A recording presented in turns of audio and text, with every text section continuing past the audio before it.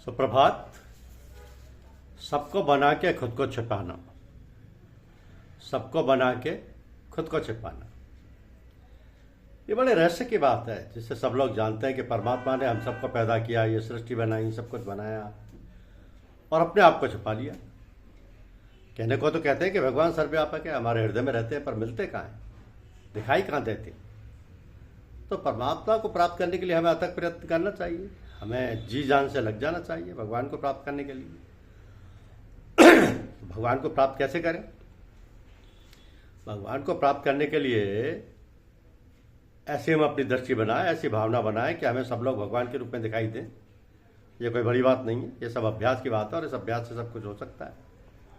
तो अगर आप 3 बातें अपना लें तो आप सबको खुश कर सकते हैं, अपने बस में कर सकते हैं। 3 बातें: सेवा, आपके अंदर सेवा भाव होना चाहिए। स्वामी शरणानंद क्या करते थे कि सेवा करने के लिए सारा संसार हमारा है और सेवा लेने के लिए कोई नहीं।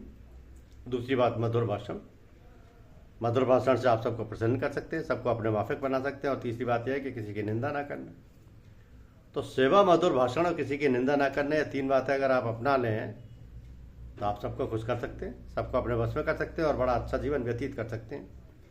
हम मनुष्य शरीर प्राप्त कर मनुष्य बने। मनुष्य कैसे बने? हम जिसका ध्यान करते हैं, जिसका हम विचार करते हैं, जो भी हम ख्याल करते हैं, जैसा हमारा व्यवहार, जैसा हमारा आचार विचार है, वैसे ही हम बन जाते हैं। अगर हम भगवान की याद करें, हमेशा भगवान का स्मरण करें, भगवान को सब में देखें, तो हमारा जीवन, आचार विचार, व्यवहार सब कुछ वैसा ही बन जाएगा। मनुष्य जीवन बड़ा कीमती है, भगवान ने बड़ी दया कृपा करके हमको मनुष्य जीवन दिया है।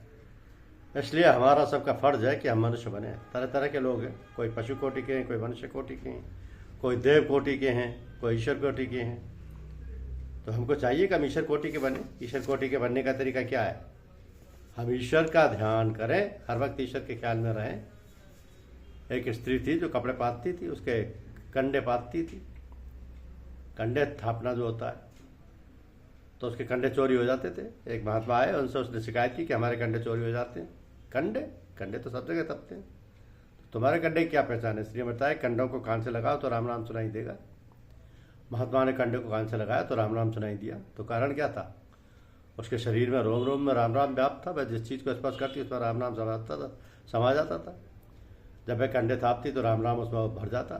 तो यह स्त्रियाँ जो हैं, माताएँ हैं, इनकी बड़ी भारी ड्यूटी है, बड़ी भारी कर्तव्य है कि जब ये खाना बनाए तो वह ईश्वर के लिए,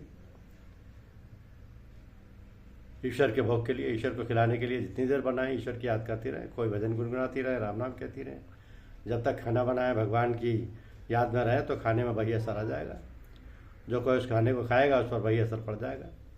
हमने देखा है कि माताएं लड़कों पर चिल्लाती जाती हैं, गाली बकती जाती हैं और खाना बनाती रहती हैं। बाद में कहती हैं लड़का गुस्सा करता है।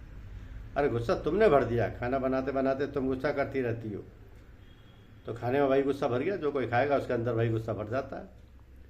तो मनुष्य जीवन बहुत मुश्किल से मिलता है। हमको चाहिए कि हम मनुष्य बने। मनुष्य बनने का तरीका क्या है? हम जैसा सोचते हैं वैसे ही बन जाते हैं, वैसा हमारा व्यवहार बन जाता है, वैसे हमारा चाल चलन हो जाता है। तो हम हर वक्त भगवान की याद करें। नाम लपे तेरा, याद दिल में तेरी।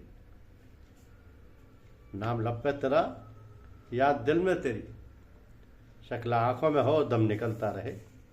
तो भगवान का विस्मरण करें, उसकी याद करें, उसकी शक्ल को, जो हमारे इष्ट है। भगवान जिस रूप में भी हम भगवान मानते हैं, उस इष्ट को हम अपनी आंखों में बसाए रहें, हर वक्त देखते रहें, हर वक्त देखते रहें। यही पूजा है। धन्यवाद।